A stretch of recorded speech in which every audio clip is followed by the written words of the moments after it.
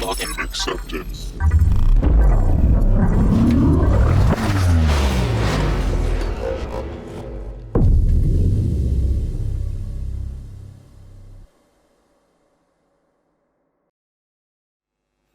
Hello everyone, and welcome to my presentation, Safety Critical Systems from the Inside, where I will be talking about ups and downs of being a software developer in safety critical systems. My name is Maciej Gajdzica, and I am embedded developer. I am writing mostly in C for embedded systems.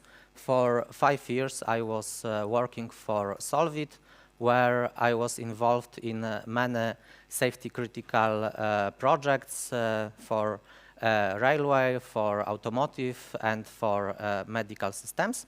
Now I am running a website, ucgosu.pl, where you can find articles, YouTube videos, and online courses about embedded systems. I am also running Embedded Meetup in Gdańsk. This talk is continuation of my presentation from 2 years ago. The topic was when human life depends on software. And today I will cover some topics that I didn't have time in the last presentation. So at the beginning, let's think for a while, what is a safety critical system? And the definition is that it's a system which, in case of any malfunction, may lead to death or serious injury of people, some harm to the environment, or loss of expensive equipment. And of course, we don't want this to happen, and we must take some special measures, use some special techniques to prevent this. And this is what safety critical system is, but we can think a little what safety critical system isn't. So there's a difference between safety and security, because the aim of safety is to prevent our system from doing any harm to the outside world, and purpose of security is to prevent the outside world from doing any harm to our system. And of course, we have some common ground here, because if some malicious attacker take control over our device, it also can cause some accident because of our device. So it is a safety issue. But for example, if we leak some data, it's a security issue, but it's not a safety issue. Also, there's a difference between safety and reliability. For example, in banking, we want our system to work always. We want it to have big uptimes of the servers, to work partially if some services are down. We just want it to be always online. And for safety critical system, it's not the case. Sometimes it's even quite the opposite, because if we are not sure if we can proceed 100% safely, it's better for us to shut down our system and to wait than to run and risk causing some accident. Now let's take a look of some principle of design for safety on some simple examples. So this is a kitchen blender, and here we can see some basics of design for safety. We can identify our main risk, which is in this case cutting our fingers with sharp blades. And to prevent this from happening, we have this button which must be always pressed for our blender to operate. So it's almost impossible to cut our fingers while they are both pressing this button. And if we drop this, the blade stop works. So we still can do our job with this device, and risk of dangerous situation is lower because of the construction of this device. So this is the example of good design for safety. Here is another example, which is fire starter for the barbecue. And here our main risk is that we can burn everything down. And to prevent this from happening, the fire starter is constructed in the way that it's really hard for us to light the barbecue. And this is not the best design for safety, because it makes us really hard to do our job. The additional constraints are so hard that we might get frustrated, and this can encourage us to do some stupid things. So as you can see, even though we designed for safety, even though we added some restriction, we might enforce poor people to do some stupid things and make an accident. But in this policy to stop work and prevent from doing any harm, there's a common pattern that is used in safety critical systems almost always, because we can't do anything wrong if our device don't do anything. And we use it in the technique called safe state. So if we see that, that something is going wrong, we go to the endless loop. We set all of our outputs to the known states, so our device can safely wait for intervention, and it can be reset, it can be replaced, or we can do some other preventive action. Now let's look at levels of safety, because depending on the application, if it malfunction, this may lead to different results. So we need some levels of safety, and the higher is the level, the more preventive action and the more restriction we have in our projects. And those levels are named differently across the industries, but they can be mapped to the same techniques and the same consequences of the malfunctions, and the names you can see on this chart. Something's not working. Okay. Yeah, and now let's take a look at some real devices. And in this example, we have an engine which is doing some safety critical task, and this engine is fueled by gasoline. We have also electronic device that is controlling the valve.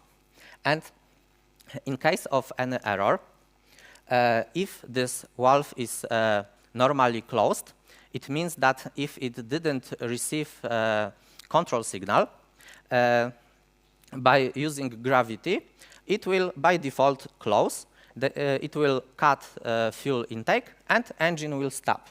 So by using proper elements, by using laws of physics, by using proper electronic parts, we can make our system safer, even if our software stops working.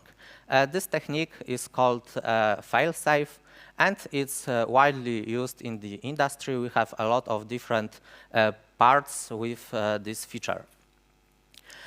In safety critical systems, we must also mitigate some rare errors, like errors of CPU, errors of RAM or program memory, or clocking of our CPU, and this might be difficult for us to handle.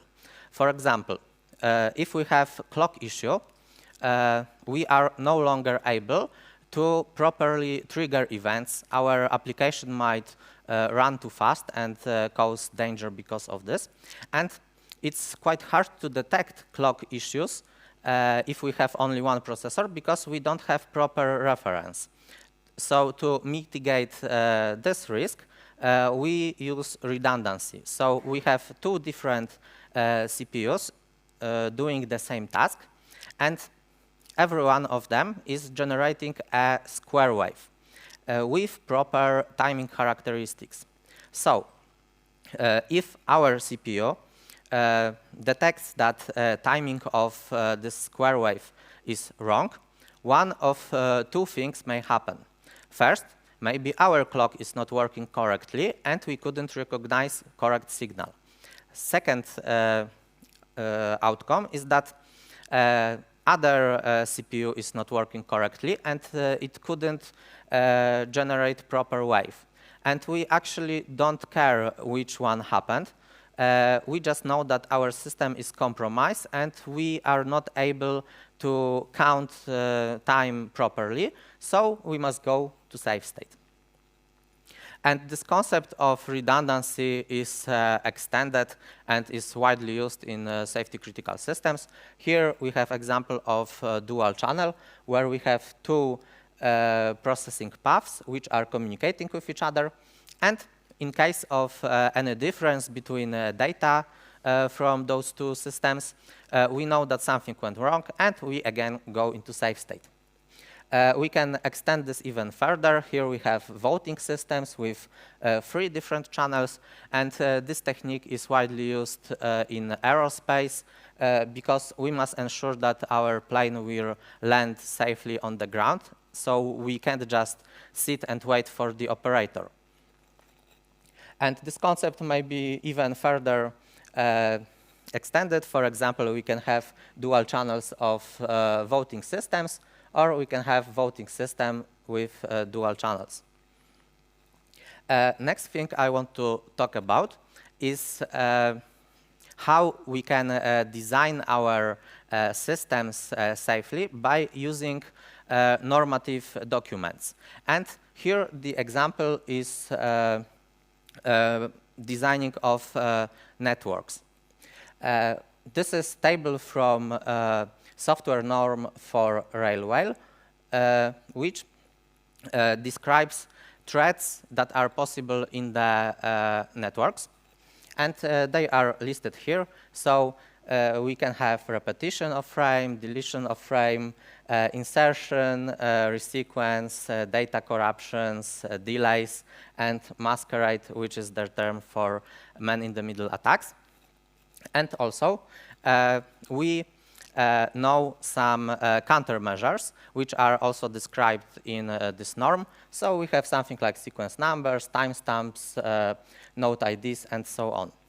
And these norms gathers engineering knowledge, so we know that sequence numbers are good against some kinds of threat, but are not so good for other kinds of threats. So our next task is to identify the threats in our particular situation, and to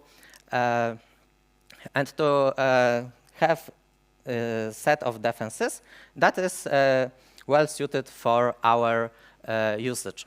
And this is exactly what this norm wants us to do later. So we have another table where we have 3 network categories. And we must think to which category our system falls into. So we have first category, where all the communication is inside a single device. Here, the main threat is that we can corrupt our data, so we must protect against it with the greatest countermeasures. Some other countermeasures can exist but are rare, and we can neglect man-in-the-middle attack because everything is closed in a single device. Then we have second network category, where we have set of devices in the controlled network, so we know exactly which devices are added to this network. This way, we have a lot of we have bigger chance for some other threats, but we still can neglect man-in-the-middle attacks. And third category is open network, where we don't have any control who is connecting, so we must protect against everything. And of course, in this norm, it is described how to choose proper set of techniques, how to use them, and so on. So we have great engineering knowledge gathered in this document, which can help us in the design. Regarding communication systems, we have also other problems. Because imagine this situation where we have two safe devices doing some critical tasks with very big safety integrity level, and they have big restrictions, but for communication they need to use some kind of communication stack.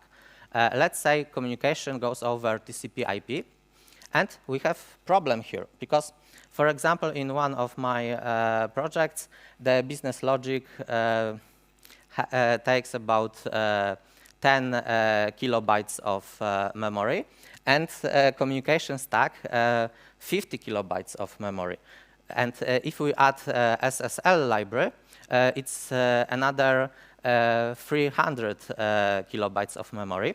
So our business logics is a really small part of the whole complexity of the system if we add this communication stack.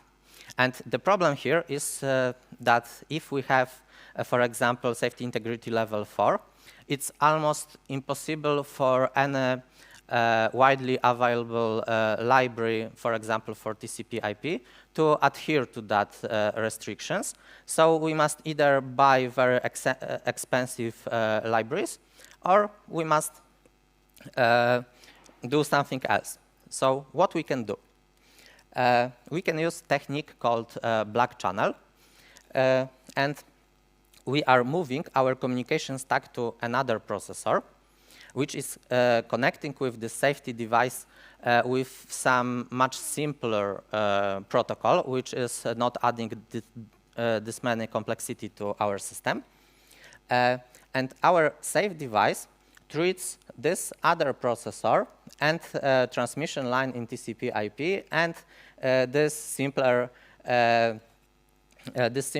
communication protocol to another device as a black channel. So it doesn't trust this network, and he modeled this as part of transmission line. So in these safe devices, we still must use all of the countermeasures from this table I showed earlier.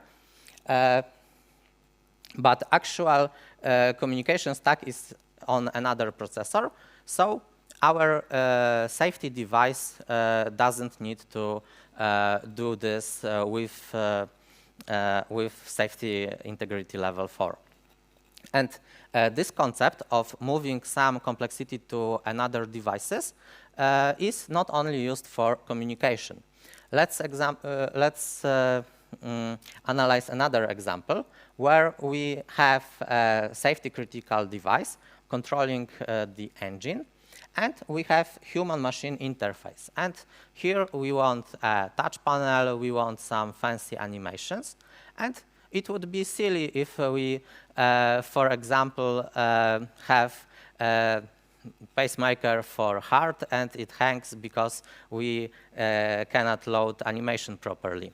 So we can again move this HME part to another CPU, and we can leave our safe CPU with the highest criticality and use some lower safety integrity level for this other processor. And this way it's easier and also it's cheaper. Next technique that I want to show you is about data corruption, because our memory can corrupt because of, for example, some stuck bits, because of some electrical noises, but there are also some other things like cosmic radiations, and this may change values of our data, causing it to work improperly. So how we can fight with this?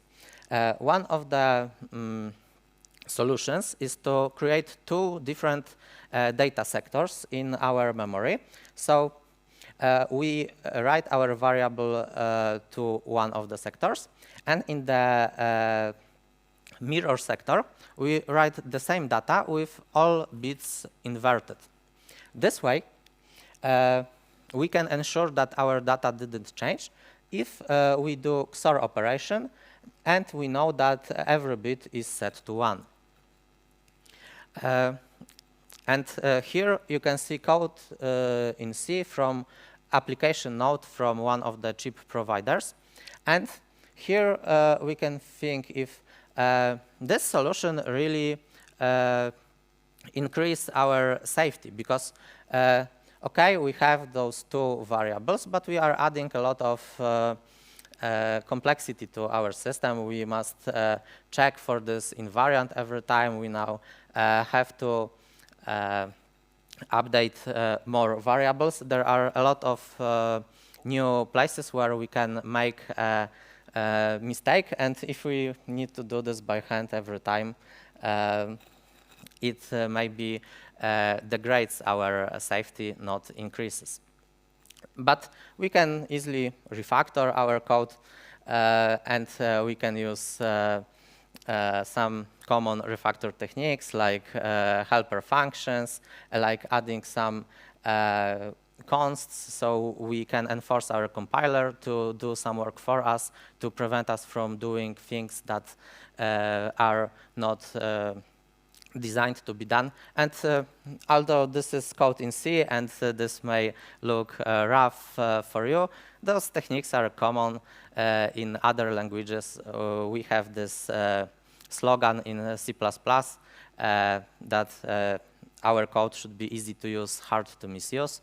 We have even Rust language where making compiler checks is one of the biggest design principles of Rust.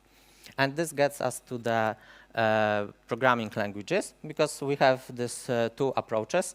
First approach is like this from C or C++, where we think that developer knows what he is doing and compiler must go out of the way and he will do everything right. And we have the second approach where compiler treats programmer as someone who don't know what he is doing and he must check after him. And of course, for safety critical systems, it might be better to use the second approach. And language that is considered the best for safety critical systems is Ada, but practice shows that still most of the systems which are highly embedded low level are done in C. But Ada have some features which makes our programs more safe, and we can add many compiler checks. For example, we have defined integer types and have arbitrary range. We can also explicitly say that our variable should overflow, and if we use a variable that shouldn't overflow, we will have exception. We also can use those ranges for index of an array, so we prevent this way from array out of bounds. We can also set this range to start from 1, not from 0, or from any other number, so we reduce the risk for off by 1 errors if we do some calculations. So there are a lot of small things in Ada that is aimed to reduce possibility of some errors. We have also very strict typing, and in this example, we have meters and miles, which are floats. And then if we do conversion between distance in meters and in miles, we will have an error because even though they are both floats, they are of other types.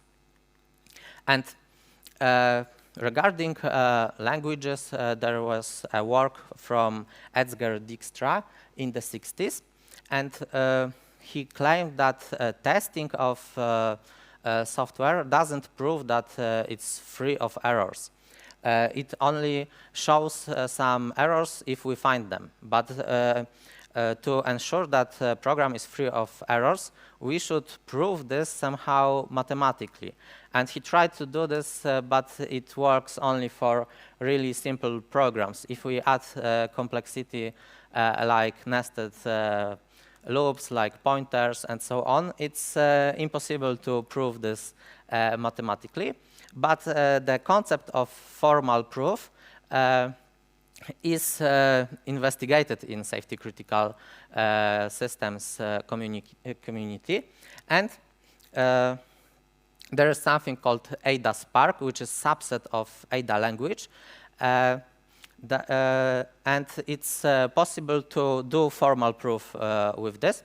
So we can eliminate possibility of some kinds of errors because compiler will find everything before runtime. And the problem with this Ada Spark was also that we couldn't do too complex programs with this. And then Rust came to the rescue because it invented this concept of borrowing and ownership of pointers. And after this was implemented in Ada Spark, it was possible to formally prove much more complicated programs.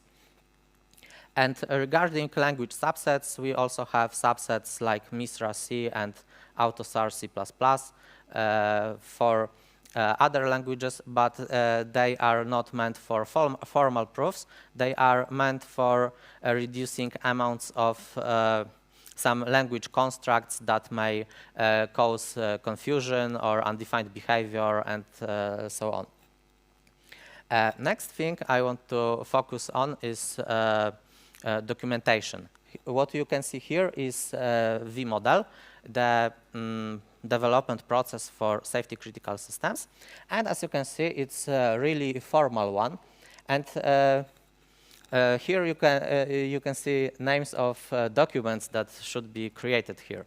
And there's a problem because you may think that it's impossible to do and we couldn't create that many documents that will be useful. And really it is hard, but from my experience, it's possible to have useful and effective documentation in safety critical systems and to have this big amount of documentation which is enforced by some norms. If we use some techniques, we can treat our documentation like we treat unit tests. So we should first document things and only then implement this. And this way it's also easier to review, it's easier to code, to talk about coding concepts, because we are talking about abstractions and not talking about implementation. And really important rule is to have in our production code only this code which is synchronized with documentation. So we cannot merge any pull request which is not documented, and also documentation is part of code review. And if we have this simple rules, it's much easier to have our documentation intact. There is also another interesting thing about documentation in safety critical systems, because we must document some things like, for example, version management, and we need to version every binary for every processor on our board. version of every electronic board we have, version of every bundle, every device. But we also need to track version of compiler, of operating system used for production build, for any hardware probes. Basically, we should track version of every tool used in a development process. Why? Because we must be able to rebuild our original binary from source for the whole lifetime of our product. And sometimes this product lifetime is 20 years. And this causes obvious problems. Here you can see Microsoft Visual Studio from 20 years ago. And you can see that it might be hard to operate. It can miss some function. We, as embedded developers, have somehow easy tasks because some of our editors still looks like that. But still, it's quite hard. And also, we must ensure some compatibility. And we must know that the code that we will compile 20 years later is the same as we compiled this earlier. So we must take into account some subtle things that may change even if we use the same versions. Next thing I want to talk about is people and processes, because we have 3 levels of safety in our systems. And first level is this how we constructed our device, these parts which are fail-safe. Second level is our software and some of the techniques that I talked earlier. And we have also third level, which is people and processes. And here we have a quote from Nancy Leveson, which is one of the biggest experts in safety critical systems, and she specialized in analyzing accidents. And she said that insisting that operators follow procedures doesn't guarantee safety. It does only guarantee that there is someone to blame. And here's the interesting part, that they are blamed either for following the procedures or for not following them where something goes wrong. So basically, the people that are operating the devices are screwed. And she also states that the main model for modeling accidents have some flaws, because we use root case analysis, and we claim that if we have an accident, there's one single event that causes a chain of events which resulted in this accident. And if we use right questions, we can go one by one and reverse engineer the whole chain of events. And the problem is that this model is useful for lawyers, because if we go to the first event that was depending on decision from some people, we know who we should accuse. But this model is not so useful when we want to improve our systems, if we want to don't make the same mistakes again. And if we go further and we still ask our questions after we found this so-called root cause, we always find something more, and at the end it always results in the conclusion that there was some problems at the organization level, and this single outcome ending with accident is just inevitable, because sooner or later it must happen, because we have some flaws in our organization. And she has a lot of examples for that. For example, one accident in a chemical facility in India, where due to air pollution, people living in a nearby village were poisoned, some of them died, and servicemen who started to work here a few months later were accused of this accident because he didn't follow some procedures correctly. And later it turned out that there were problems for years, that the company was constantly lowering budget, that the quality was lowered and lowered, and really this poor guy was in the wrong place in the wrong time, but some disaster had to happen because of all of these quality problems. And this led us to the conclusion that for mitigating those risks in the future, we must look at our system not as a chain of events leading to the accident, but more like a feedback loop where we have a lot of actions, we have a lot of agents, and every action have an impact on other action. And if we repeat something over and over again, and we have this impact, we signify some behaviors.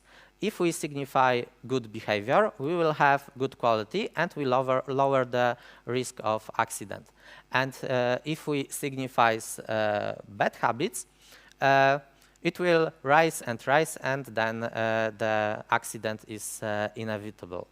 And Nancy Leveson described this concept in her book, Engineering a Safer World. And I can also recommend another book, What Do You Care What Other People Think, which is a set of anecdotes from Richard Feynman's life. And also, there is a part of Richard Feynman's diary when he was investigated, when he was investigating a Challenger accident. And he claims that it was possible to find the problem leading to Challenger disaster only because he was from the outside. He was really well known, he was popular, and he had nothing to lose. Other people working on this investigation were influenced by some political pressure, or their fear for their future because they can lose their job, for example. And also some information were hidden, and they couldn't reveal that information because they didn't have enough power. And he claimed that it was possible to find this problem only because he was such a different person than those who normally investigate those things, which is very interesting observation. And he had also another interesting observation, because he said that all of those procedures in NASA were developed during 60s, where they had Apollo program, and in the 80s they had a rotation of engineers, and a lot of people from Apollo program no longer worked here. So new engineers didn't exactly know why they should follow those procedures. So they were more inclined to break them. And this is really interesting insight about companies that work for a longer period of time. And one of the flaws of this gathered knowledge from old generation of engineers. And this brings us to the question, what is the state of safety critical systems nowadays? Not great, not terrible, I would say. And by the way, Chernobyl is again great example of this accident, which had some technical aspects, but also have some important people aspects, like political influence, boss which were enforcing something, and so on. But the most famous accident of our time is, of course, Boeing 737 MAX case. And here, again, first, we received many information about technical aspects of this disaster. So we had two sensors, data from one sensor were ignored. We had this system which worked improperly and caused airplane to dive and crash. And after receiving those information, we may think, why such experienced engineers made mistakes like this? This is strange. And then we had a lot of information about some internal proceedings. So we knew that that pilots didn't have proper training. They didn't know about some new components of this airplane. That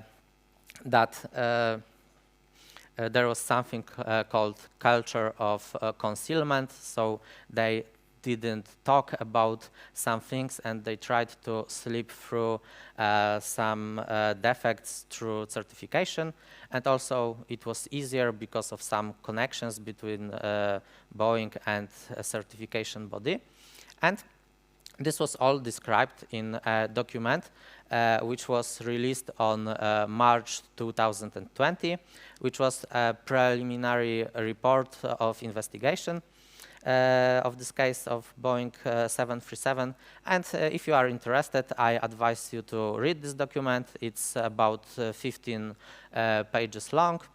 And it covers all of these situations in greater detail. But Boeing case, it's not the only accident that happened recently. Maybe you heard about this one. This is alert sent to cell phone of every person that was on Hawaii Island on one day of 2017, I think. And there was a fake missile attack during some exercises of crew of the radar station on Hawaii. They accidentally caused panic on the island because they sent this emergency alert. And the problem is that all of these alerts have this information that this is not a drill, but actually this was a drill. So there was a confusion, and someone didn't understand the message correctly. So as you can see, even small things can lead to big problems.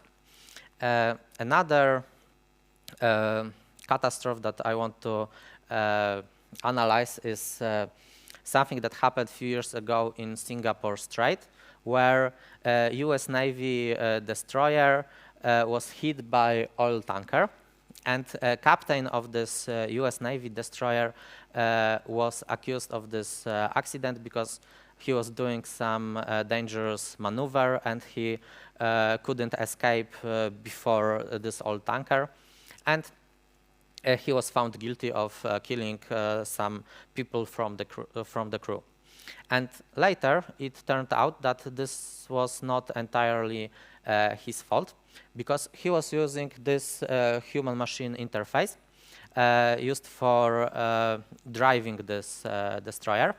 And after replacing old analog navigation devices with new digital ones, there were a lot of complaints. For example, that touch panels are not responsive enough, that we have this kind of engineer UX where we have all of small data on one screen and we cannot find everything.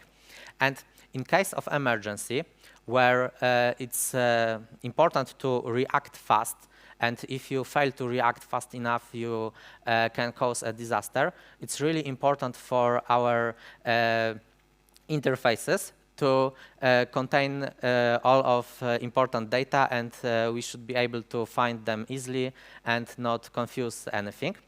And it's quite funny, but for aerospace, there is even separate normative document describing fonts that allowed in cockpit of airplane.